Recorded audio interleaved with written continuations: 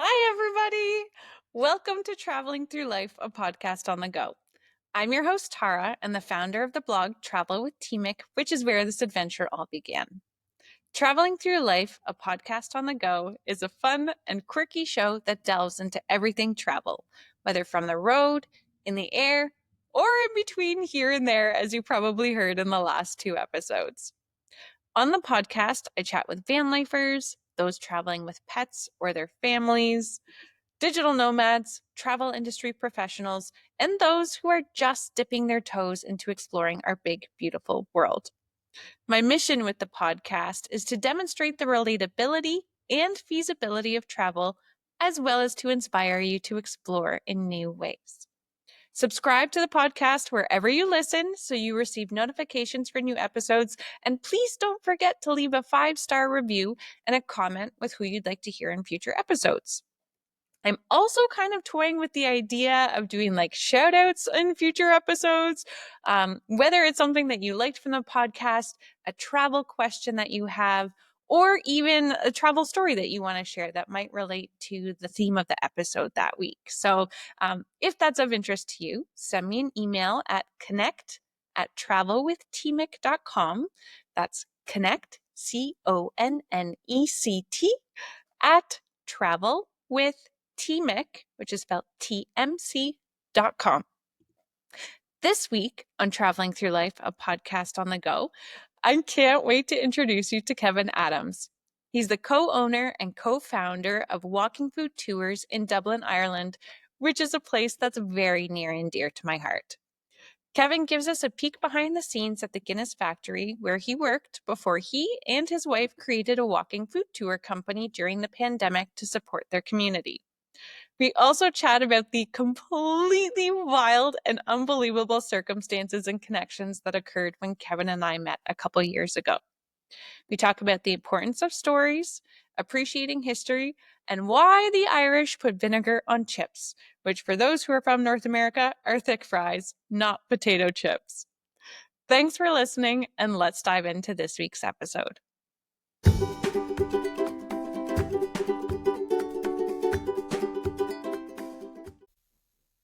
All right. Welcome, Kevin. I'm so excited to have you here. I can't wait to share with people first how we met, because it's epic. And second, for them to hear more about your tour company. Thank you so much for being on the podcast today. It's an absolute privilege, Tara. Absolute privilege. Absolutely delighted to talk to you again virtually. A big, huge hello to Canada and a special hello to everybody in Kitchener-Waterloo. And we'll talk about that in a couple of minutes. Yeah, definitely. So for those of you who haven't seen my most recent trip to Ireland in December of 2023, I went on a food tour. Whoop, there goes my headphones. I went on a food tour, and it turned out that Kevin was my guide. Within 5 minutes of us meeting, we learned that Kevin used to live in Kitchener, which is my hometown, and I used to live in Dublin, which is where Kevin is based. And it was just this like small world. It was crazy. And we used to work at the same place, albeit at different times, but we both used to work at Sports World. Like, how wild is that? Absolutely. Absolutely insane. I'm 40 years old at the moment, and one of the reasons I ventured into tourism and want to work with people and be face to face with people was, I never forget when I was 19, I first moved over to Kitchener-Waterloo, and the welcoming of people and the complete, over 20 years ago, the difference in cultures between Ireland and Canada now, which is vastly changing in Ireland. Right. But it was a completely amazing opportunity. It was a life-changing experience, and it was, as amazing as Kitchener-Waterloo was, it was the people, 100% the people that just had a lasting influence on my own life. And it was incredible to meet yourself. Actually, I deep down when I meet people from Canada, I'm like, it's always, where are you from? I do the same thing. I'm hoping in my heart people say Kitchener so I can talk to them about, Higher Ground where I worked in Sports World and some of the bars, Paddy Flaherty's, Filthy McNasty's, and all of the great experiences that we had and shared. So to meet you that day was just like, it was it was a fantastic experience. It's been a fantastic experience to stay in contact and to network ever since. I agree. Yeah, I feel like it's kind of a kindred spirit moment as well because we have so much in common with loving each other's countries, loving the tourism industry, just being like people in general and wanting to share that excitement, enthusiasm with other people. I think that we're very aligned that way, which is always wonderful to meet somebody. Absolutely. In the background, we're actually currently building a new website. Yeah. And our picture at the end of the tour is going to feature on that Oh, website front page. So, you yay. know, I can't wait to see your new website. You'll have to tell us when it's released and then we can share it with everybody. awesome. Yeah, so speaking of, actually, you've already told us a little bit about yourself, but why don't you introduce who you are, what you do, and where you're calling in from today? As Gaelge, Giagich, August Keed, Mila Falchiga, Turis Shulabia, Kibin is Anam Dum. My friends, that is Irish, which we must learn in school here. And I just said, hello, everybody, and welcome to Walking Food Tour. So myself and my wife, Aoife, we started this company 3 years ago. And basically our aim was, and this was during COVID, to support local businesses, to tell the story of Dublin, supporting local businesses through street food.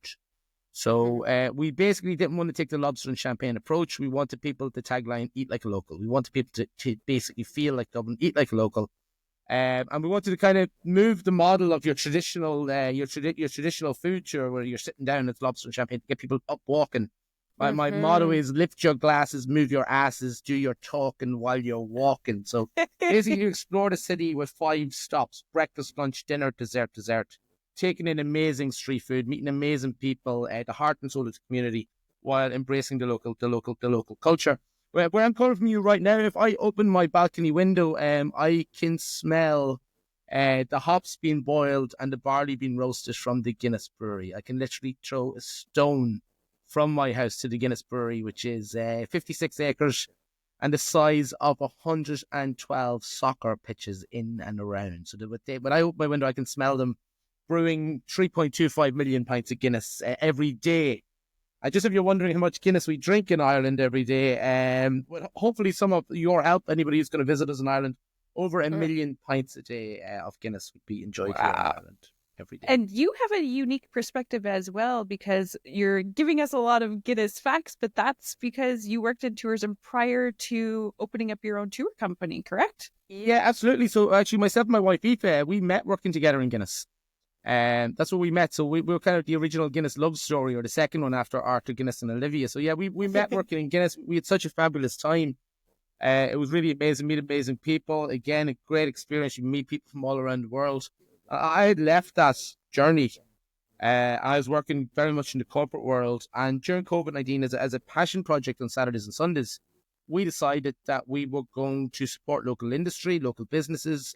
We were heavily affected by tourism, like the rest of the world. There was no visitors around. So anyway, this was a project for locals, get people out learning about their own community, supporting local businesses. And anyway, about a year later, I left my day job. So this is what I do. And I consider myself the luckiest person in the world because I get to share this amazing story that Dublin has to offer and meet amazing people every day. So that's pretty much what we do. We do 2 tours. We do a street food tour around the traditional, I call it the Old Dublin Old Town. It's the original part of the city called the Liberties. It's a part of Dublin that was built outside the Viking city wall. Anyone who knows Dublin well will refer to it as the real Dublin, the lawless Dublin, but in a good way. It was called the Liberties because in the old days, there was an agreement made that people didn't have to pay tax or they didn't have to pay liberty. So it became known as the Liberties and it keeps that name and heritage today. So anyway, that's what we do most of the time. We also do a drinking tour, which I can't wait to have you on your next visit. I cannot wait to go on this one. I'm honestly, for anybody who's going to Ireland, you have to go on the food tour for sure. But I'm bound and determined that I'm going to be telling everybody about your drinks tour as well, because I know the passion and the enthusiasm you put into the first tour I took. So I can't wait for the drinks tour. Oh yeah, can't wait to host you. So basically on the drinks tour, we basically don't do your traditional pub crawl. We just go and have a drink. People can do that if they want, but we want to embrace people in Irish culture through drinking. So we go to 4 different stops, I call them as pubs. So one is Traditional Ireland, the home of traditional music. People watch live music in this amazing bar from the 1850s, and they'll watch the true Celtic culture. And, it's such a local bar. They'll actually tell people to be quiet, Guinness in Irish, and everyone goes silent. And They sing the Celtic songs from the heart. It's called Cobblestones. Absolutely amazing. Oh, I Then love Cobblestones. Great it's place. Yeah. and then we go on to a bar where we talk about everything hipster. So that's the craft beer revolutions, cocktails, whiskey. Then we moved to a bar that opened up in the 1790s. It's an amazing bar. There's dogs walk around. There's a guy at the bar with his Caracol Rocco. They have jazz and blues on Thursday nights, and we talk about the story of cider. The story of cider is amazing in Ireland, and it's not really told. And then we finish off by talking about Guinness outside of Guinness. We talk about Guinness outside the walls and the gates of the Guinness storehouse. And we basically drink like a local, and we talk about how Guinness is poured. And we answer the most popular question any visitor to Ireland asks: why does Guinness taste so much better in Ireland than it does back home? And they'll have to go on the tour to find You out have to why. go on the tour to find out. But I promise you, it's not that we give you the bad stuff. I keep the good No. stuff for ourselves. Yes, absolutely. Yes, please. Come on, come on. I'm actually really interested to hear the cider portion of the tour, because I don't think I mentioned this to you, but during the pandemic, or I guess coming out of the pandemic, I wanted to start another project. And so maybe a backstory to this is I didn't start drinking cider or really know what it was until I lived in Dublin. I remember it was like my first night out in a pub, went to go order something. I asked for a screwdriver, and the bartender was like, a what? And I was like, a screwdriver. Like, it's pretty standard. You would know here. And he's like, what is that? And I was like, vodka orange. And then he was like, orange what? And rhymed off like 4 different orange things. And I was like, oh my God, it has to be easier than this to order a drink in Ireland. And I don't drink beer. So I was like, what else you got? And he said cider. And since then I've been hooked. So during the pandemic, I started this Ontario cider tour. And for one summer, I went around to all the different cideries in a couple of different regions and have just been learning about the craft and the history locally. But I really don't know much about it in Ireland. So that'll be cider cool. has an amazing cider. It's the second best selling cider in the world. Is actually it's an Irish cider. It's called Bulmers here. Bulmers, yeah, but Yeah, Magners elsewhere. Yeah. everywhere outside of Ireland is called Magners. Somebody in the UK already had a drink registered as Bulmers Irish cider, so they called it after its original founder outside of Ireland, Magners, after Oh, W.T. Magner. Bulmers amazing cider. It's made with 17 different types of apples, so it doesn't just taste like one. It's stored in the cask for a year. It looks orange, but it doesn't have that super sweetness. I would right. certainly suggest that the last 10 years we can dedicate to the craft beer revolution, and we can dedicate to the explosion of the gin market. I would strongly predict now that cider's gone global. One of the things I remember in my days working in the alcohol industry, that was outside, cider is an equal drink in Ireland for sure, for men and Yep. women. Yep. But I found, especially going back 15 years ago, I would meet men from places from really tough, strong men, and they would look at cider as a girl's drink. And in Ireland, it's like, no, that's not the case. So Right. you do see the cider companies. One of my favorites is called Dan Kelly. Even think of the Okay. name, Dan Kelly. Trying to get Right. the boys. It's they put it in a whiskey barrel for a full year. The point is they're trying to butch it up. Yeah. Yeah. Bring in a different market. It's but really interesting part of cider was actually cider used to be looked upon as a cheaper drink in Ireland, and it had a lower tax. But when the taxes went higher, what happened was they actually expected to be worried and their sales would reduce, but they actually grew. Interesting. And And here, sorry to interrupt you, here in Ontario, it's classified in terms of taxes as wine. So it's not, which is a completely different process for production and, the agricultural side of things. So it's uh, detrimental to the industry in Ontario. But it's interesting to see how those things are put together. it doesn't shock me to hear you say that, actually, because in most of the visitors that I would meet from Europe, so really much with the exception of the UK, but certainly from places like Germany, from France, they consider it like wine style cider. Whereas to simplify it, in Ireland, we consider it beer style cider. So basically the Cool. same alcohol content as a beer. It's kind of an easy to drink. On the 2 days a year we get sunshine, everybody's in a beer garden drinking cider. I love it. Out in St. Stephen's Green, you see no grass, you just see bodies everywhere. You just see bottles of cider. But yeah, Yeah. it's certainly part of the culture here, particularly at summertime drinking.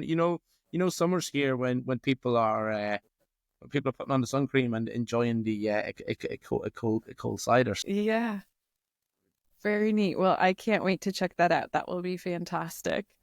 I'm curious to dig into a little bit about your background traveling. You have traveled and lived around the world. Did you travel at all growing up? Do you have, and local travel counts. Like, do you have any favorite memories or something that kind of started the travel bug for I you? you know what? That's a super question. I suppose as children, growing up in Ireland, there wasn't huge amounts of disposable income. So as a Okay. kid, we would have gone, certainly to the west of Ireland was always, from my parents, my mother in particularly, Dingle was our childhood destination. And funny enough, that's actually where my wife grew up, Oh, and where her family is from, and where we got married. But Dingle is where my heart is. It's certainly my favorite vacation on the island of Ireland. It's the closest fishing village on the island, actually in Europe, to North America. It's a beautiful fishing village. In the background, you've got amazing drives, you've got amazing walks. They filmed the latest Star Wars movies in parts of the area. So Dingle is such a special place. Galway, Donegal, what we call the Wild Atlantic Way. Basically, it's the rugged nature. But then once upon a time, my parents took me to Spain, and I just couldn't get over a place that it was sunny all the time. I'd never didn't know this existed.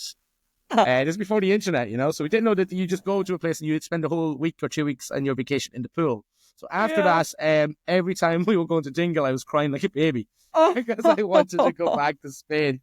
But I suppose that was, I always loved vacations. I always loved traveling, and Dingle was for me even back then. You're seeing a different part of Ireland. It was a part of outside Dingle. They still speak Gaelic Irish and the Gaeltacht. It's like going back in time 100 years. It's such a special place. yeah. And then it's my big life changing moment actually involved. I finished school, didn't really know what I was doing, and I went to go and work and live in Canada, and I ended up in Kitchener Waterloo, and I just compared to Ireland back then, Canada was so advanced. It was so ahead of the times. That was the time when the BlackBerry phone was being made. That's I just KW watched the represent. documentary recently. I was like, I really haven't seen it yet. absolutely amazing. Brought back so many memories, even just looking at some of the filming at the beginning and the backgrounds. But it was just amazing that the people, the experience, the friendship, it really stayed with me for life. So then I came back from Canada. And I studied. I studied here in Ireland sport and business. But literally, the day I would finish my exams, that evening I'd be on a flight, and I spent 4 summers working on the Greek islands. Oh, And that was another lovely. huge experience. So I worked in like cocktail bars, and it's a town called Arsonis's. It was where kind of 1830s would go to party after exam parties, and you'd bartend 7 days a week. You'd sleep on the beach during the day. I Again, love at, it. at a time when we weren't as European as we are today, so you'd meet people from parts of the world you'd never met before. You made new friends. You got to learn about different cultures, and it was just a great time. So literally, I was coming back to Ireland to study, but at the moment that I could go, I was away. I just absolutely fell in love with it. Then I finished college, and everybody else in my course was they were putting the career hats on, and I was like, I just had something in me that I just wanted to be with people, and an opportunity came up in Guinness, and Yeah. that came in, and I spent 10 years working there. It started on the ground floor. I was done every job possible you could do in Guinness. From I was in the gift Brilliant. shop, I was the tour guide, I was a bartender, I was the trainer, I was the training manager. Then by the time I left, so that was a fantastic experience. Again, you're meeting people from all around the world, and followed the corporate route then, and lived for holidays. Like we, Right. travel a lot in Europe. We got engaged in New York. Oh, I think you might have told me that Yeah, wait, before. I'll share this Yeah. story. I'll remind you the story. So this our engagement was the worst engagement, in the You worst did tell me, proposal yeah. from a man in the history of the world. I was waiting for the last day of the trip, to ask Aoife would she be interested in marrying me, but I wanted the trip to be about New York and put this in at the end because it was a special trip for us. So anyway, long story short, it's the last day.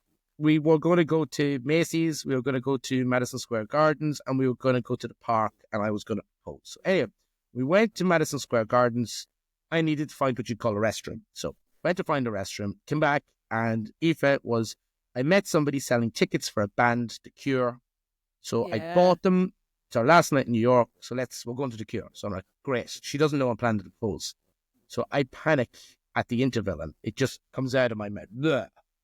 verbal diarrhea. Anyway, the worst proposal in history, but thankfully she still said yes. Then we leave, and it's kind of a little bit of a kind of like, surely, Kevin, you've got something planned. And I'm like, I don't. I'm going to say, what we'll do? We'll go around New York. It's too late to go for restaurants. We will use our subway tickets, and we'll go to different areas of New York, and we will eat what the locals eat, as in street food, using the underground, have a wander around, and have simple stuff like a New York cheesecake. We don't bake our cheesecakes in Ireland.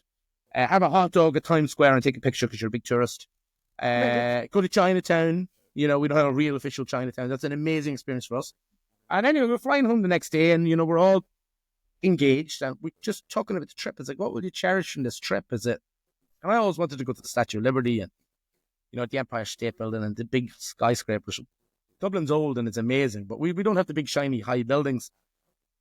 We both said, actually, I'm really happy that we spent that last day just going around the city and actually exploring and eating like a local. And light bulb moment. What if we done that in Dublin one day, and instead of the skyscrapers, we talk about the old buildings? Like, Ireland's got 30,000 kind of castles and old buildings. Yeah. We've got, if I look out my window here, there's a tower that was built in 1757. Like, we take that for granted. Yeah. And we've got so much history and heritage as we walk the city walls, medieval Dublin, the Vikings, the Celts, our journey and our evolution to independence. So we said, if we can incorporate these stories and, of course, Irish drink, through street food, and again, not lobster and champagne, and support local businesses, we really genuinely felt very strongly that would be something that would really interact with people. And I also one of the really interesting things about, there's two things I really remember about giving us confidence on these tours, and one of which was we had just started, and it was these two lovely ladies from North America, and the next week they came back on the same tour. We'd worked in Guinness for, between the two of us, almost 15 years, and we'd never seen anything like that. The same people return a week later. And that was one. There was another one. There was a family, and this gentleman, his father had passed away, so his father had come from Ireland, and always wanted to go to Dublin and Ireland and learn about the family history. So we were going to talking about street food, Goujon's cod and Guinness beer battle. But I was talking to him and saying, well, the old fish from Ireland was actually Ray. And that's what his father would have had as fish and chips. Yeah. And the guys in the fish and chip shop wrapped it up in a newspaper the way it was in the old days. And he got to eat fish and chips with his father. And that meant more to this man than, going to, the most fancy restaurant on top of a skyscraper anywhere in the world. That was the meal for him. And that was the human connection that we kind of, Dublin just is such an amazing story to tell. We just like to bring people a little bit away from the tourist trail and kind of share, go in depth to the amazing stories and highlights of the city. So that's kind of where it all comes from. Well, you do it well. I mean, having lived in the city and returned not quite a dozen times yet, but like I learned so many new things on that tour as well, both about the city and the food. And I know that there's always more to learn, but it really was great to see a different part of the city and to try foods that I hadn't had there and to learn about other local businesses that I wasn't aware of. I love the story of where that came from and where it's led you today. And I'm really excited to see where things go next for you guys. I think it's going to be great. Thank you so much. So in terms of, just to finish your last question, traveling, anytime I get a chance, we travel.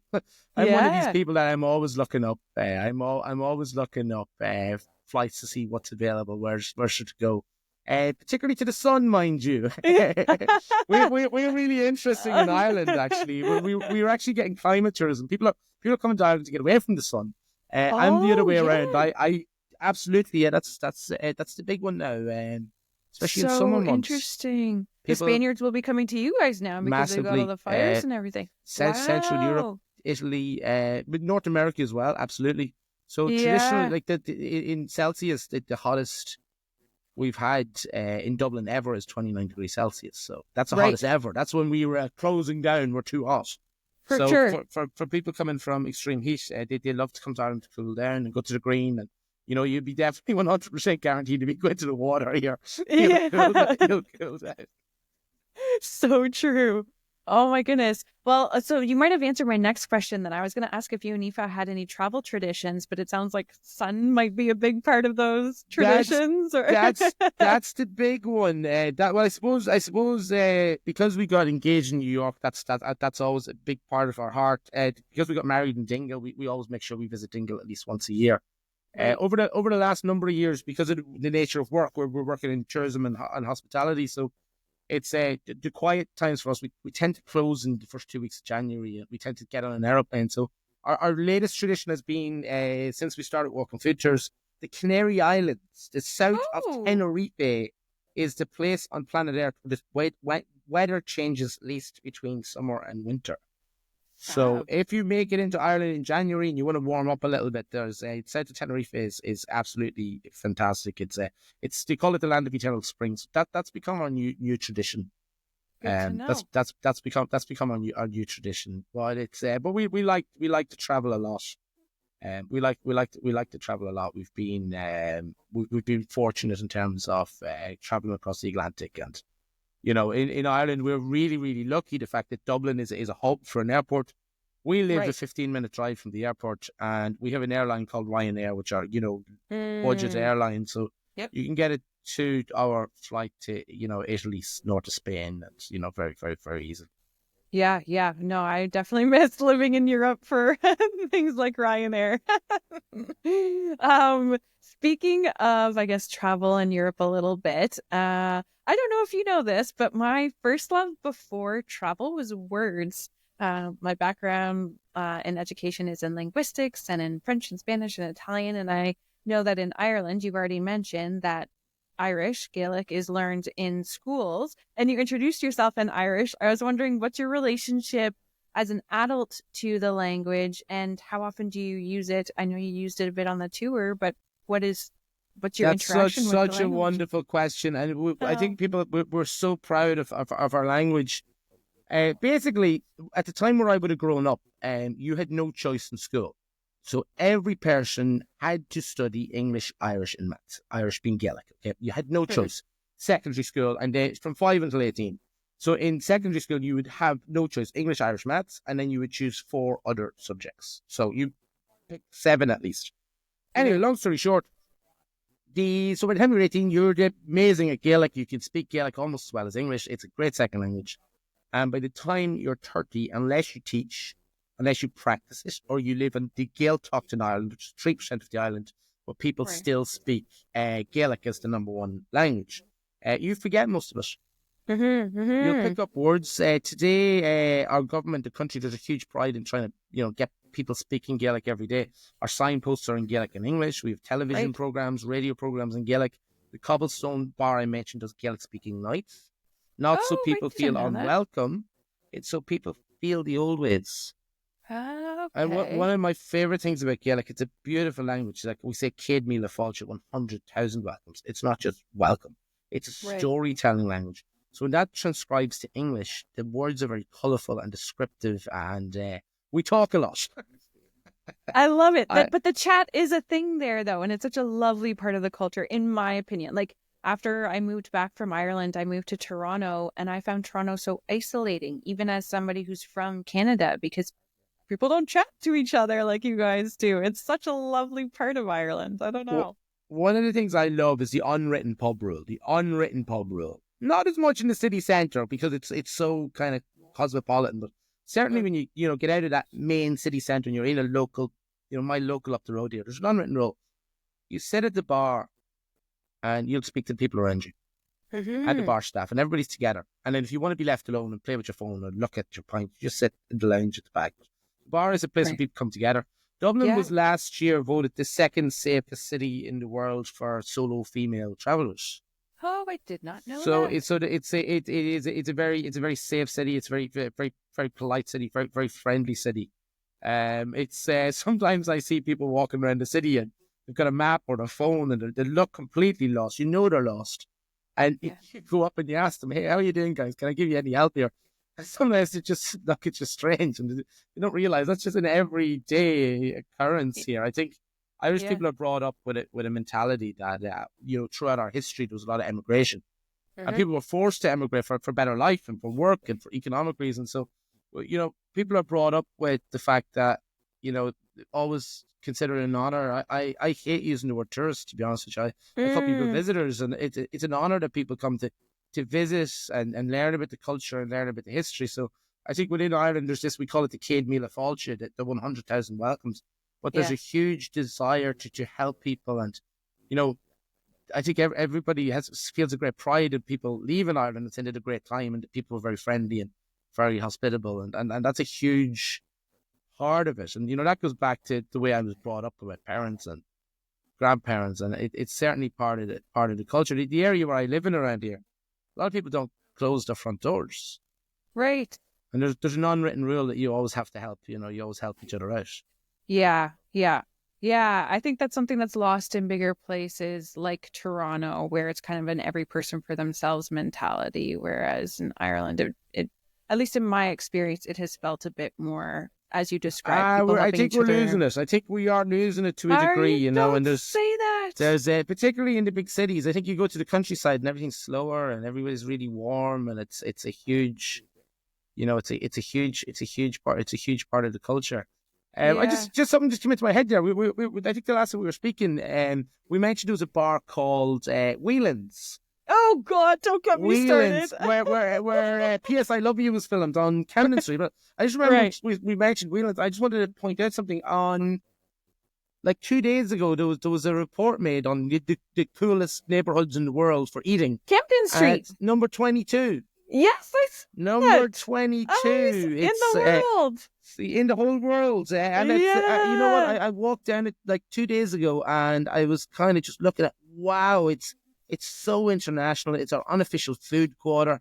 So a Hmm. great thing about for any listeners here, I would have grown up as a kid. Irish food was a necessity. It's like, Yeah. you're at it. You didn't have a luxury. You didn't Fuel. have entertainments. Right. And we joined the European Union in 1978. And, we're a massive modern European Union success story.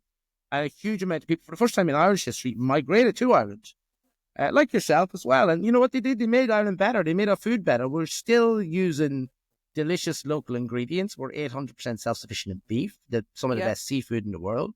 Hmm. We've 5,000 recipes plus for potato. But now we've got it. Yeah, we do. True story. I'm not going to list them all.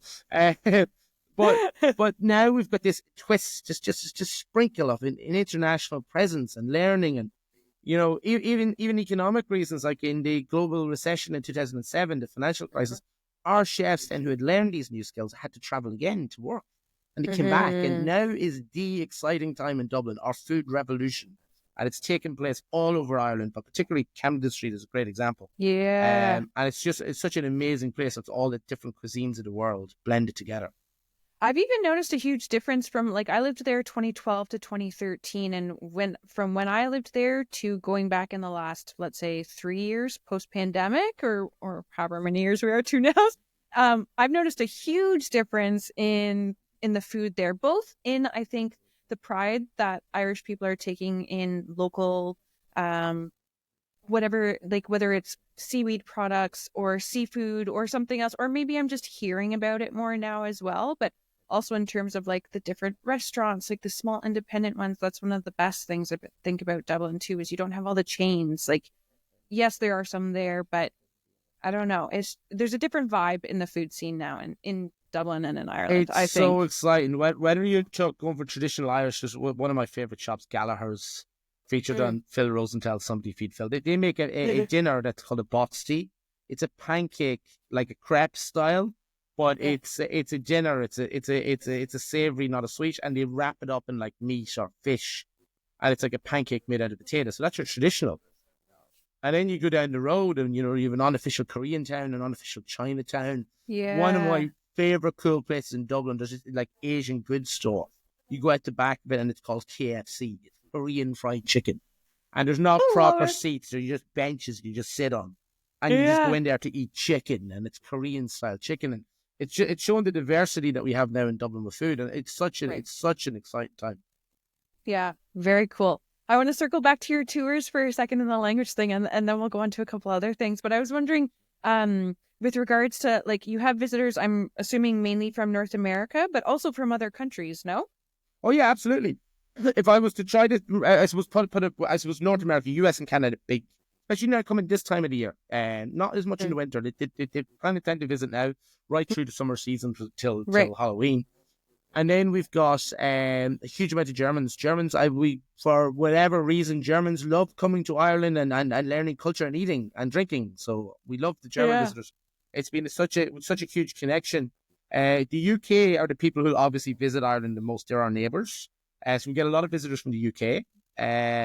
But we also have huge amount of visitors coming from Italy, Spain, France, South Africa, Netherlands, Austria, to name but a few. And as far away as South America, but a huge amount of people from North America and Germany in particular. Language-wise, can they understand my accents? I was going to ask, how do you navigate language barriers for your visitors, being that you're a tour guide and the whole point is to, have people understand how cool a place that you are in? How does that work? First of all, I have to navigate my accent. Which is fabulous. Okay. Very good question, actually. You know what? Truth be told, most of the visitors who are non-native English speakers, they come on a tour like ours because they want to immerse the culture and they want to practice English. I would have studied French and German at school. I wouldn't be the best in the world, but they don't even let you practice the language because they want to speak the language. They want to learn. They want it as an educational process. But a really interesting conversation I was having with one of my colleagues. We were at a presentation about AI, what's coming. And in 2 years' time, it's reckoned that I can have anybody in front of me and they'll have a set of earplugs to their phone and it will be instantly translated to the language that they speak with my accent and the Irish version of it. That's wild to me. Again, coming from the linguistics background, because language is so much more than a word for a word. It doesn't work that way. There's nuance, there's history, there's regional differences, there's so much. This is for a whole other podcast, but there's so much behind the one. So it's how do you, as a human translating, as a human who translates instantaneously, I think that's one of the hardest jobs possible, because you have to be not just bilingual but bicultural, I think, in order to understand what you are. I personally don't think it's 100% possible at all, and that's just coming from a Gaelic background. We tell stories and you just stack the stories and you say it back. But you know what, it's sometimes that's the beauty of it. The more we differentiate from the language, we've got simple sayings in Ireland. What's the crack, or what's the crack, Jack? That's how are you? How's things? Have you any news? That's what that means. What's the crack? Right. Your man, your one. If you say that to somebody, it's no, sorry, I don't have any drugs on me. It's it's a different meaning for crack. What's the crack, Jack? And sometimes we have a bit of banter with people. We know 3 words for everybody to learn in Ireland. Pug mahone. Right. Pug mahone, kiss my ass. It's but people buzz off that. They get a bit of a kick out of that as well. And I suppose that's that's the local language. There's some words that are really unique to Dublin, and it's good fun. Legis means to run. In the inner city. So there's great there's great crack you can have with people, and great fun and games you can have with. But it's not an issue we have. One of the other reasons it's not an issue we have is it's clearly written on a description in English. If you can understand us. But my wife even does speak fluent. She does speak fluent French. Oh, brilliant! But our tours are not your typical food tour that you might get away with a second language that you just go in and eat, and you're breaking bread, which is fantastic. But our tours are really focused on storytelling. So I will say we're a storytelling assisted by embracing the culture through food, as opposed to being a food tour where you go from restaurant to restaurant and you just, you just eat. It's so much more than just this. It's feeling like a local, and what brings us all together is food. Yeah, definitely.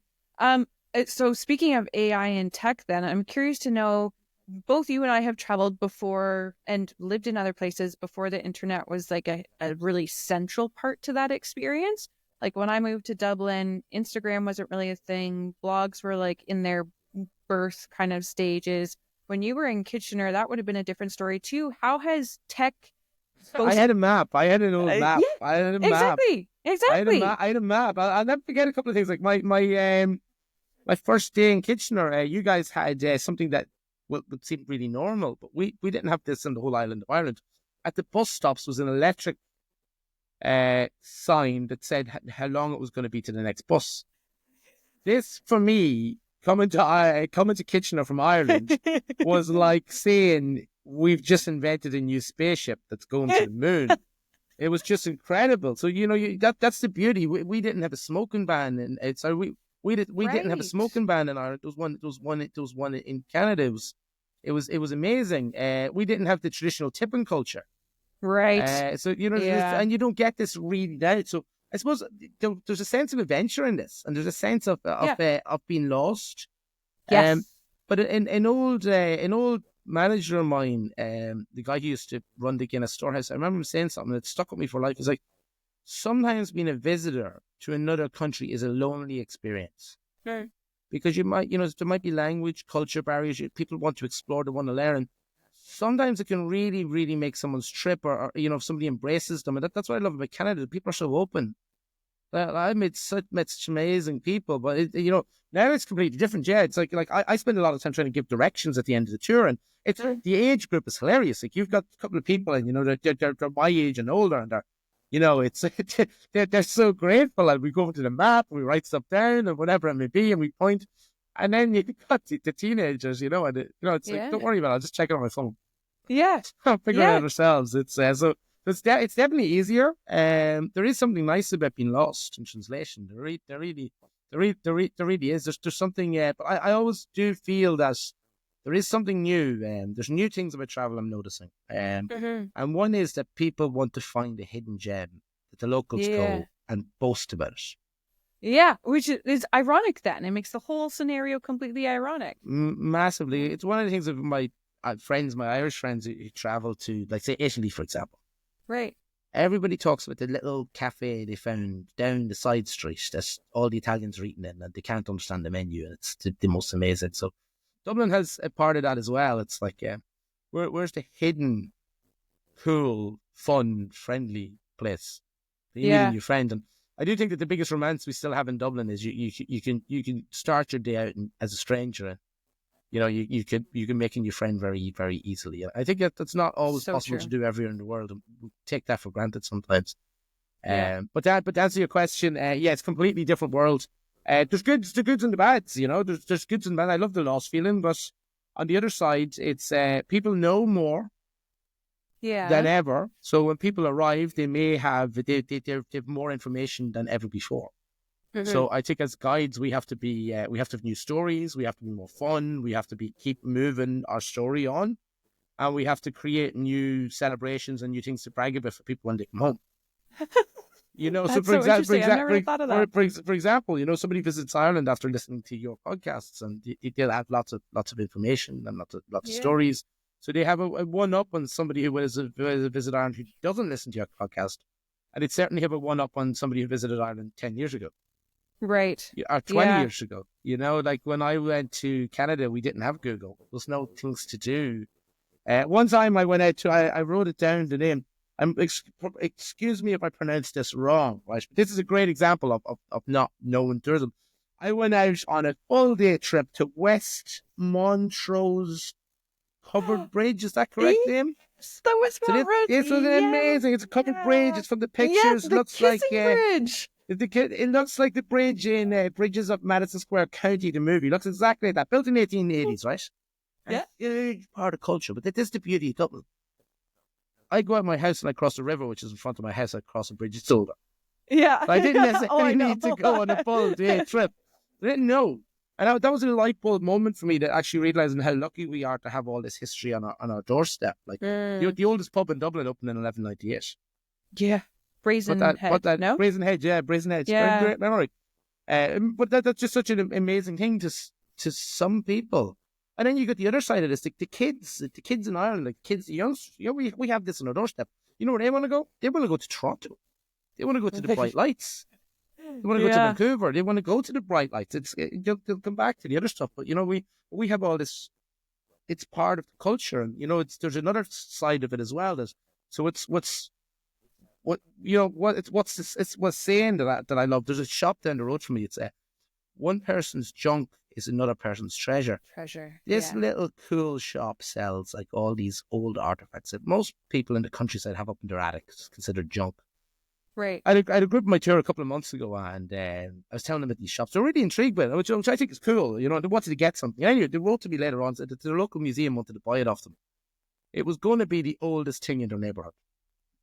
Oh, One person's junk is another person's treasure. yeah. That Oh, street is Francis Street, by 100%. the way. If you're at Francis Street, it's the old streets where the Guinness Ivy markets were, the Tivoli Theatre, right in the centre of the Liberties. It's an old street. They have these amazing antique shops, and they sell That's where things. the Christmas market was that we passed by, no?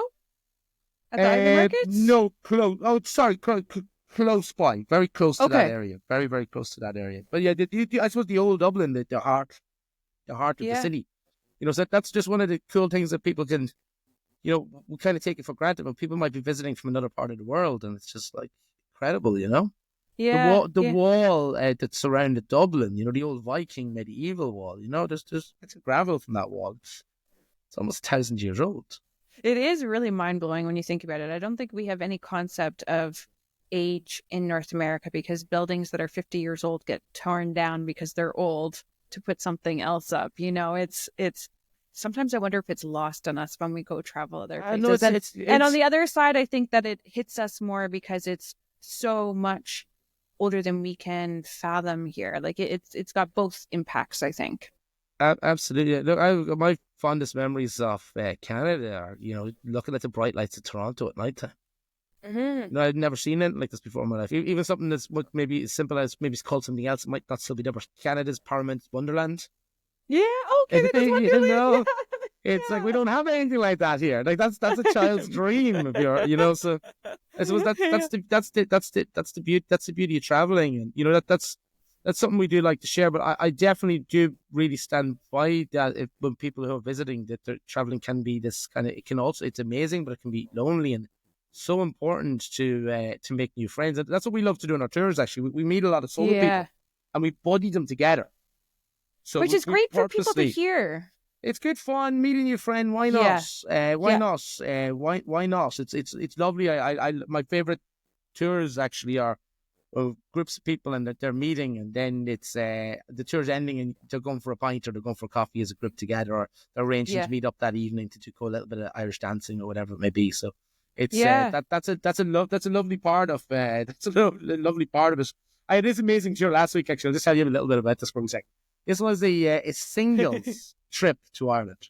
So it was like Oh. basically like 40 people and a really big group for us, right? So we two guides. But anyway, basically it was their first day in Ireland. They're going to be on this trip, and the idea of it is, you know, they're going to meet locals, but they're going to interact together. So, you know, what's happening here? And basically what we done on the food trip was we blew a whistle every 10, 15 minutes.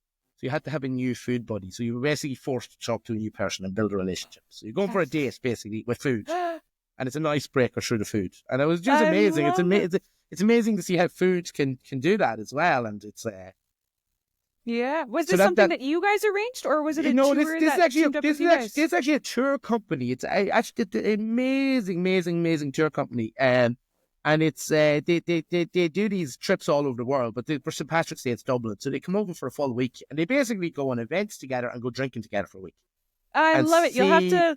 what happens. It's like it was, and then this tour was a bit different. We said instead of just finishing a food tour, which you know we'd normally do, we said let's go to the pub and get some alcohol into this just to kind of get it going. This And is the a atmosphere was reality just TV show in the making. just incredible, just absolutely incredible. So that's something we're definitely going to look at doing for Valentine's. These type of speed date. And again, not to be too heavy on it. Someone just wants to go and talk to a new friend, or Yeah. Yeah. as a Definitely. way to interact. This is a conversation I've been having a lot lately because as somebody who's in their 30s and single, and it's harder to meet people now. And as somebody who's self-employed, like I don't have the work built in. I no longer have the sports or the music built in to meet people. And whether it's a partner or new friends, events like this or tours like this sound absolutely fantastic. It's a common conversation I have with other people who are 30, 40 and single as well. And that's really cool you guys I are was doing that. I was having the conversation with the guys last week actually as well. I'm so lucky. I just missed the app thing. I just missed the app Oh, thing. I yeah, would have you're been not. awful at it. Wouldn't be awful. I was old school. You see someone in a bar, you go up to them and you say Yeah. Tortuga Hauline and Gaelic, you're beautiful or whatever it is, but very cheesy. I think Yeah. if young people done that to another young person these days, they'd probably they'd probably run away from them. It's what happened to chivalry, you know? Yeah, it's interesting. When I was there, so I have my clutta from, I got it Ah, in very good. Galway when I was 14 when I got this. And I remember being in pubs in Dublin and the guys would take a little look at my hand and then go, oh, okay. They'd know which way to maybe steer the conversation. Whereas here, like, yeah, it's an interesting landscape. I love the rings. I love the rings. It's huge tradition. It's one of my most popular questions from the ladies at the end of the tour is actually where do you get a clan ring? No way. And Yeah. there was a movie released on Netflix this week actually. Oh, don't even I'll tell just me. Is mention this it. the Lindsay Lohan one? Yeah, did you see it? I No. apologize to anyone who watches this Yeah. movie, and I want you to know it does not represent Ireland.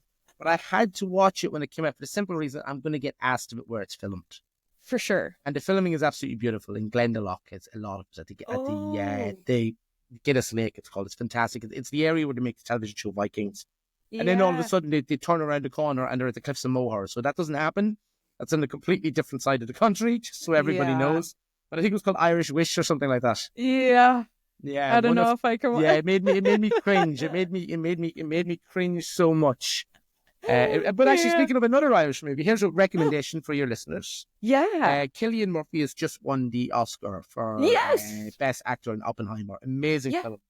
There's a movie he made that made him a star here in Ireland to give him the platform to build his career. It's called The Wind That Shakes the Barley. Okay, my best friend mentioned this the last time I was there. Fantastic film, low budget, indie film. It's absolutely fantastic, fantastic film. That's what made him a star. You can see it in him there and then. You can see watching that movie, he's going to be a star. Cool. I'll add that in the show notes for people. That's great. Yeah, for sure. Yeah, The Wind That Shakes the Barley. It's unheard of outside of Ireland. It's a fantastic movie. Can't recommend it enough. Awesome. Hidden Gem. Hidden Gem. There we go. That's amazing. Okay, I'm wondering if, like, you've traveled in a lot of different ways. You've lived abroad. Is there a type of travel that you haven't tried yet that you are interested in trying? Wow. Well, to answer that question, I think if I tell you a little bit about my honeymoon, that this will kind of show you my life's going. So, honeymoon was, we went to Thailand, Southeast Asia, and Eva got to pick everything with the wedding. That was my deal, right? But I get to choose 100% the honeymoon. Oh. Right? All me. All wedding was Eva, all honeymoon. I advise this to any couple.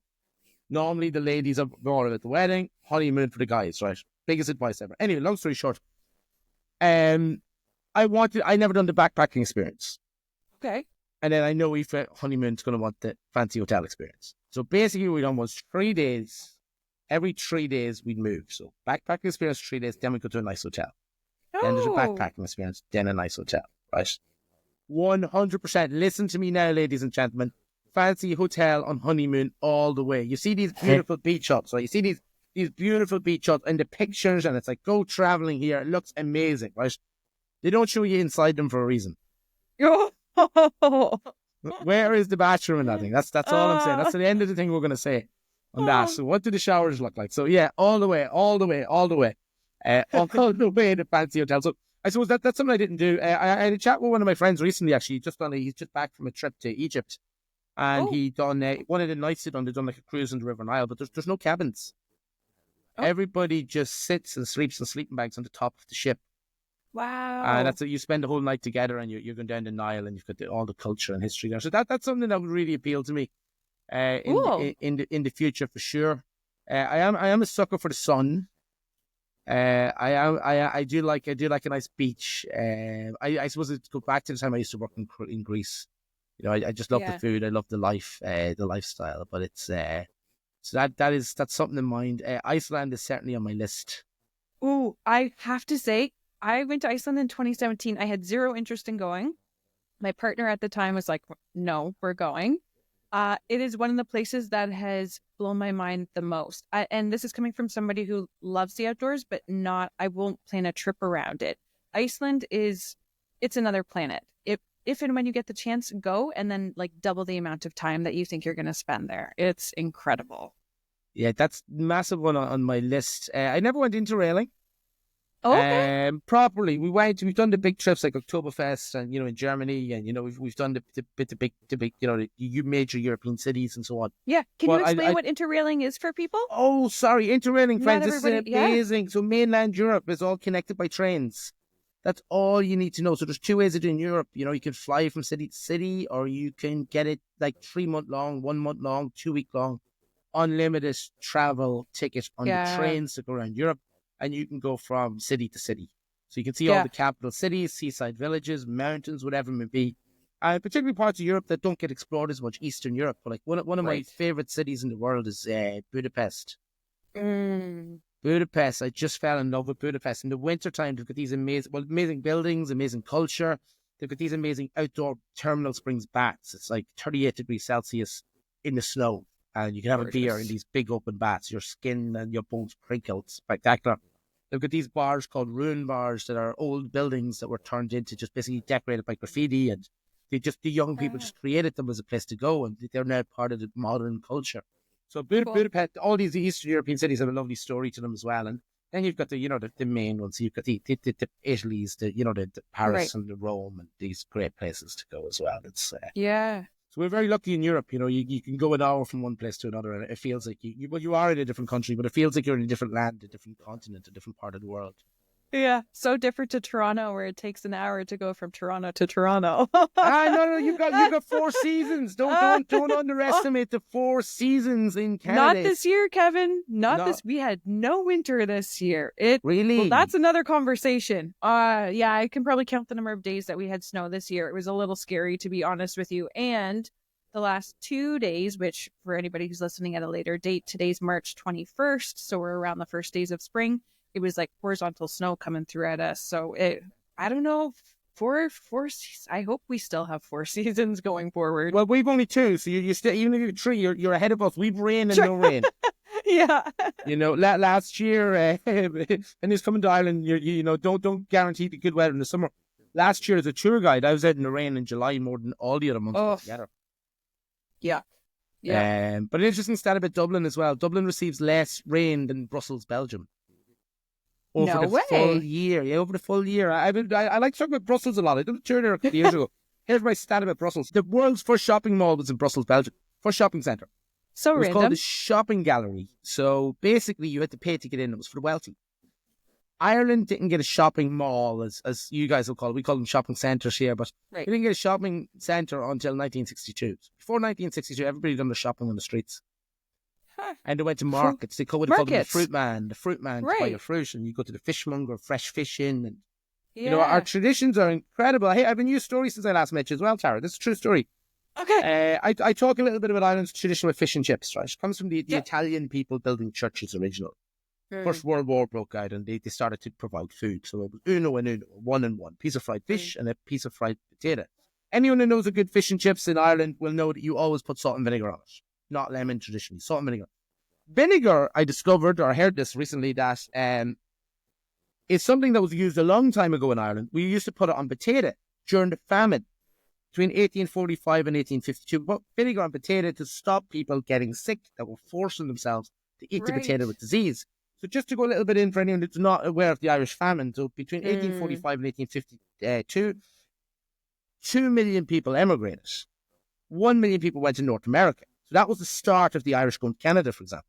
Newfoundland would have been the big one, and then generations kept coming, and so on. So, but anyway, that's where the tradition of salt and vinegar comes from.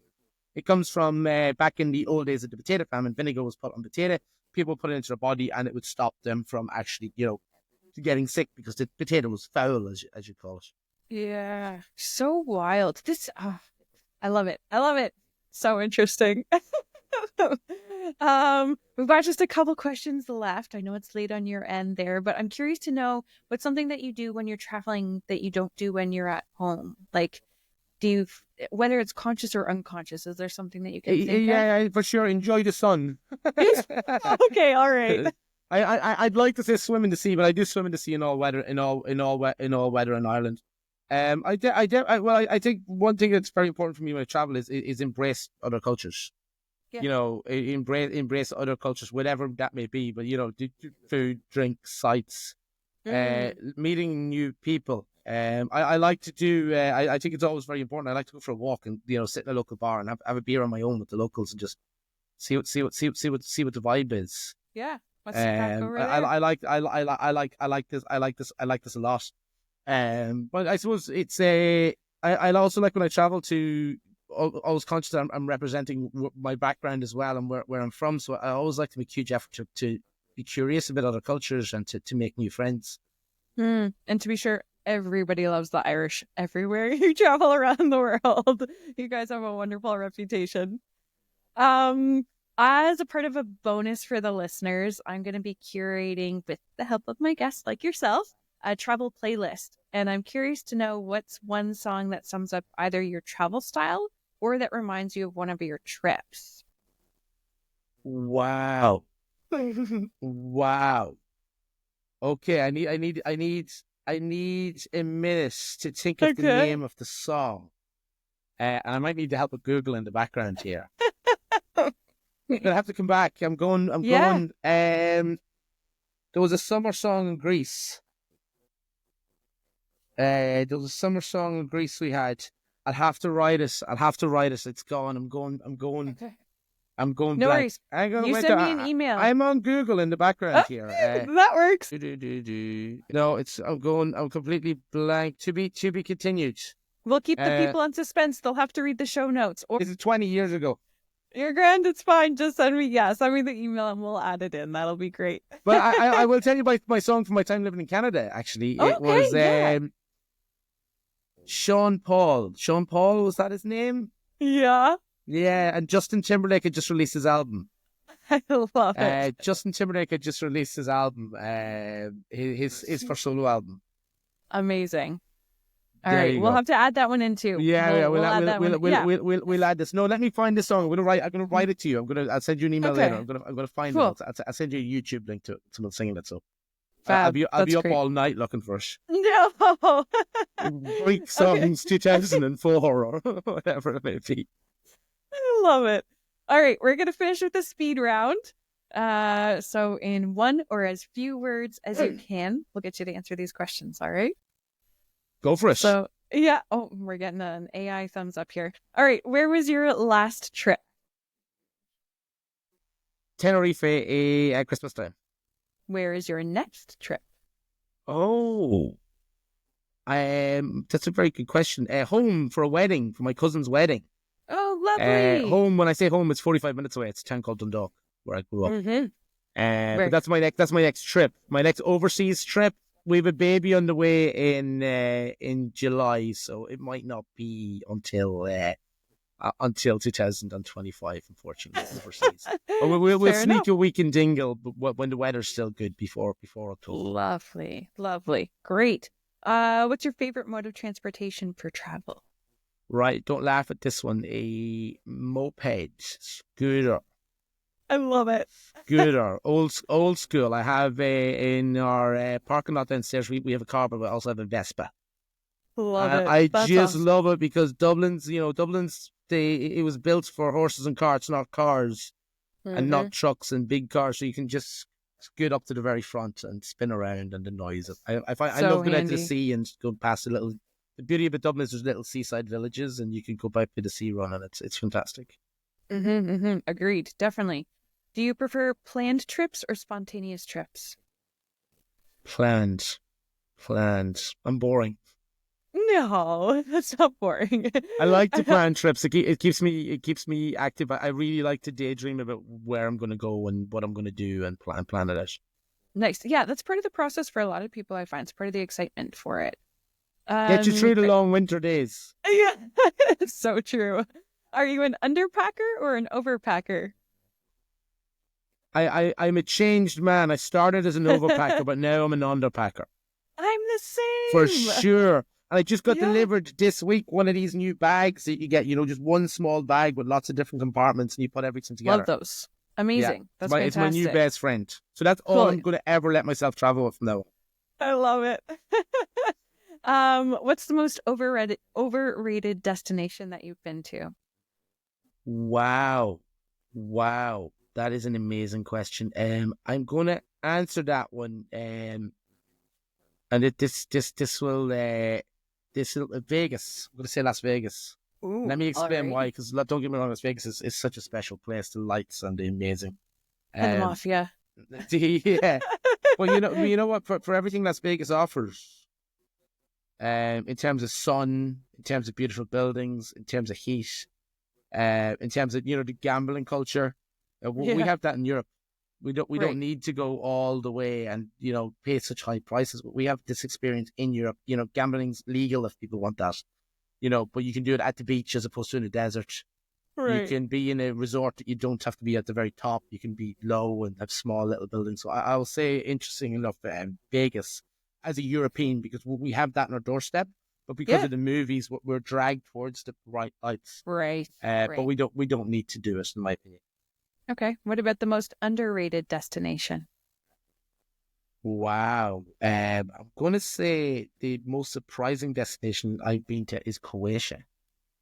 Croatia Okay. just blew me away with the friendliness of the people. If anyone Oh. doesn't know this with Game of Thrones, if you look at Game of Thrones, when it looks cold, it's Ireland. Yeah. When it looks sunny, it's Croatia. But it just blew me away with the food. It's nicknamed the poor man's Italy. But Yes. some of the finest meals I've had in my life have been in Croatia. I agree on both accounts. I've been to Croatia and the people were lovely there. And having part Italian heritage and been to Italy several times, I agree about the food too. That's, yeah, Yes, very neat. it surprised me. It surprised me an awful lot. It surprised me an awful lot because you go to Italy, you expect it to be amazing. That's what you go for. That's what you go for. You know what you're getting. It's amazing. But with Croatia, it was a again a spontaneous trip, and it was we went to a place we didn't do much research, and we were just like, wow, Nice. That's awesome. What home comfort do you miss the most when you're away? wow. Right, this is going to be you ask any Irish guy this, right, when they out of Ireland for 6 months, it's at the beginning you embrace all the local stuff. So I have to answer that in three things, right? Okay. A pint of Guinness, Yeah. fish and chips from my local fish shop, Yeah. and Tayto cheese and onion potato crisps, the world's first flavoured potato crisp. Come from Yeah, they Ireland. just had like a huge birthday, did they not? I couldn't tell you, to be honest with you, but they are the old, we Google it in the background. They are the world's oldest potato crisp. Yeah. They are the oldest, sorry, that's not completely correct. They're the world's oldest first flavoured potato crisp with cheese and onion. Ah. It's actually a food delicacy here, believe it or not.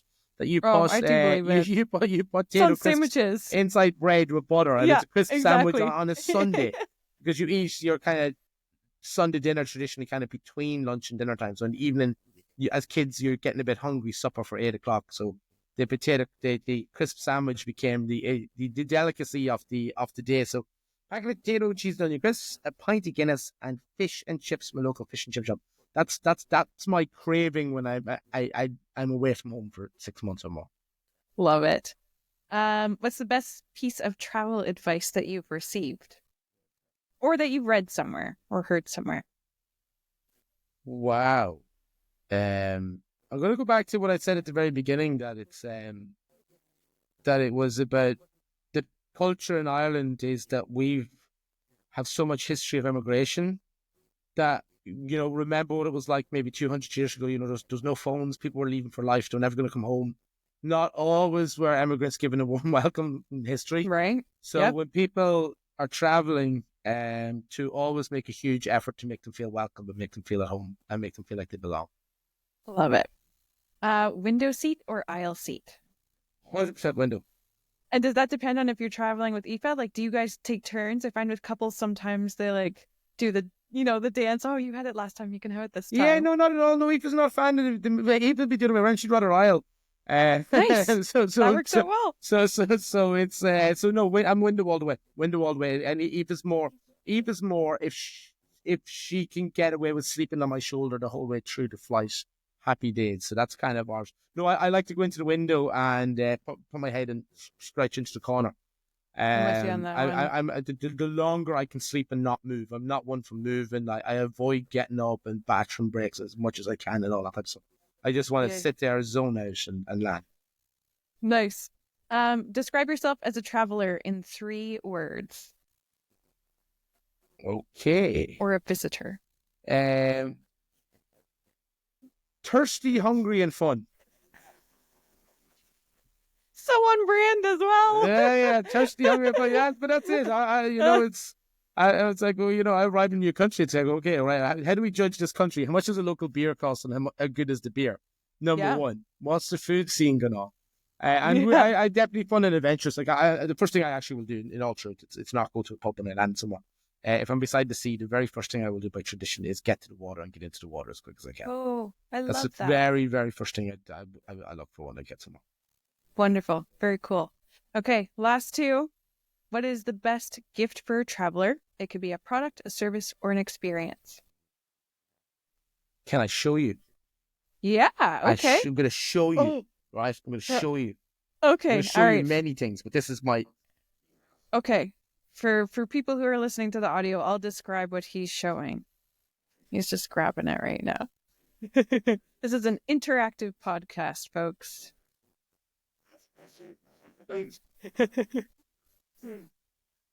This is where we insert the dun, dun, dun, dun, dun, dun. Here he comes. He's back. So just for the audience there, Kevin had to run away and get a bag. I got this for you for this podcast. So I give it to you next time you're in Ireland. Okay, so it's from the Guinness Storehouse on St. Patrick's Day. Oh, is this what I think it is? It is a baseball cap, right? Yeah. With a bottle opener at the top of the cap, so you can open your drink from the baseball cap. And everybody else's. You'd be everybody's favorite person. You'd be a hero at a concert. You'd be a hero at a concert. I love it. At Oktoberfest in Kitchener, you know. Oh, that's amazing. But that's one. There's another one I have from Ireland here. Actually, it's just something I do like to talk to people about. It's a little relish. If anyone makes it to Ireland, buy Ballymaloo. Ballymaloo. It was the first Michelin star chef in Ireland, Martel Allen, in the 1930s. She was the first female Michelin star chef in Ireland, and we kind of talk about the stories of the men too much. We kind of don't talk enough about the ladies, and she was incredible in the 1930s, complete entrepreneur, and she was a fantastic chef, but she wanted to make a product for the local people in our community as well to enjoy, who wouldn't be able to afford at the time. It was very simple food. So there's a sweet tomato-based relish made in County Cork, sun-dried tomatoes, which is quite credible for Ireland. Different types of tomatoes, different types of peppers, vinegar, and it basically is, it will change your life. And it costs €3.80 in a supermarket. And I would always put this on a toasted ham and cheese, grilled ham and cheese, or put it beside with an omelette. So that would be... I can vouch for this. That would be mine. But when I do travel to other countries, I love to take something home from, flavors. Yeah. A reminder. And sometimes things are sentimental value. I still have my T-shirt from Higher Ground, a rock climbing centre in I should have worn my Sports World shirt. Oh my gosh! Yeah, Higher Episode Ground. number 2. We'll coordinate. I still have the T-shirt. It's so sometimes like that. Some things of sentimental value are so important. Yeah. So that's another one. It doesn't have to be huge amounts of money. It's sentimental value that bring back a feeling or a memory. And for me, that was my I was in Canada as well. I have it on my keyring. It's pretty much in pieces. But we went out to we went out to an area to learn about the culture of the native settlers, and we made keyrings. And I still have the keyring. But you have to pick colours that represented your personality. Amazing. You'll have to send a picture. Yeah, for sure. Yeah, lots of culture. Sorry, this is supposed to be long story short. Quick questions. It's okay. Last one. Do you have either a favorite travel app or a website that you would suggest to people? You know what? These days, to be honest with you, it's 100% anytime I'm going to travel, it's going to be travel with TMC. Travel with TMC. It's the only way to go. It's all the way to go. I do try to make a huge effort because I'm a small business and I notice to kind of read and to see what's in the local area. So I think some of the business partners out there, like Get Your Guide and Viator, Get Your Guide for us would be absolutely spectacular. So I do. Yeah. I do. And that's how I found you guys out. originally. It's and they actually, since your visit, we had a photographer from Get Your Guide on Friday. Fab. And they were doing a program with us basically to bring us to the next level for our images.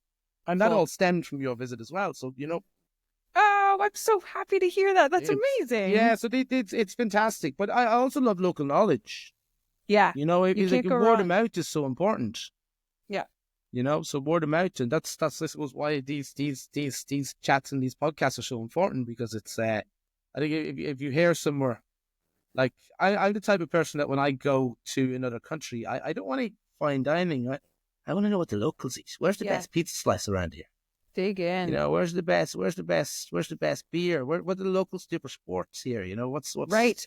Oh, speaking of, this is a total aside, but what is it? Hurling? Hurling, Hurling is yes, still it's still the only sport I haven't seen in Ireland. It's on my list. I've been to a rugby match. You know what? You have a sport. People in Canada are the Mm. only people in the world I meet that can relate to this. Because you've Yeah. got lacrosse. Right. Yeah. So similar. Look, hurling is actually a faster field sport. Mhm, They use a hurl, which is a hurl, and a slither. So it's an Yeah. incredibly fast sport. The Yeah. players don't get paid. They do it for honor. Yeah. And the most amazing thing is when you watch the goalkeepers throw themselves up in the air and they're diving and they've got this stick and the ball hits the stick. So it's an incredibly fast sport, incredibly passionate sport. And Yeah. I'll say it's definitely one of the Gaelic games for hurling in particular. And you know, if you move away from the cities and you're going to the west and you're going to the, you know, it's the traditional sport of the people. It's on my Ireland bucket list. Catch a hurling match. Let me know when you're coming. Sure. I'll make sure you hope what's in the area. We'll try and get you to a game. Are there matches in May? Yeah, there does be. Yeah, so the game plays through the summer. So depending on how everyone's doing, but the season starts through the summer months. So it's you should be able to get a game. Our biggest stadium in Ireland actually is Croke Park. It holds 82,000 people. Yeah. But there's another one you might be interested in. It's called Experience Gaelic Games. You can actually get up in the morning and go training with the teams. I think I saw a TV show with this. It was hilarious. They're great. They're incredible people. They're trying to promote the sport. Like that's the number one rule of Gaelic football. Number one rule is you promote sport, and then after that you compete. So the fans, even if the fans are the biggest rivals, they sit beside each other. Right. Even if the players have a punch up on the pitch, they'll go for a beer afterwards. It's we have a saying actually. It's soccer. I'll call it soccer. Right? Soccer is a game for gentlemen played by hooligans. Then we have rugby is a game for hooligans played by gentlemen. But the Gaelic sports are games for hooligans played by hooligans. So they're the sports of the Irish people, and you know players never got paid. Traditionally, it was about representing your community. That was enough. And hurling is a great representation of the passion of it. And it's a really skillful sport. So there's two options. You can go and watch a game, or three options. You can go to the museum that shows you all about it, and it's very interactive, which is excellent. Right. Croke Park meets Stadium Museum. You can even walk up on the roof. Or number three I've done is... that, yeah. Have you done this? Yeah, I did. When I was working for Use It, we had an event at Croke Park, and so we were able to get a little, not quite a tour, but just a little walk around of some different places in there.